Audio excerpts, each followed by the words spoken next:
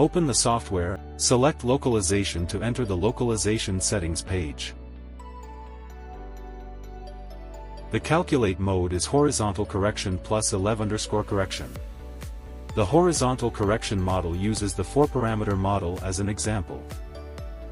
At least 2 known points around the survey area are required for the 4-parameter computation.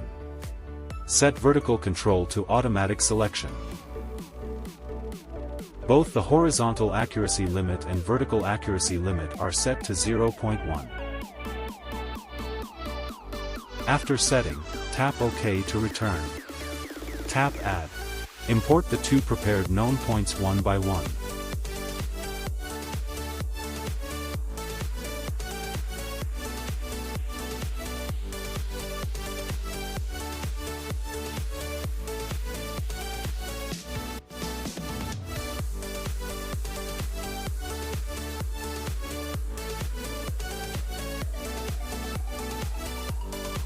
After completion, tap Calculate to generate the GPS parameters report.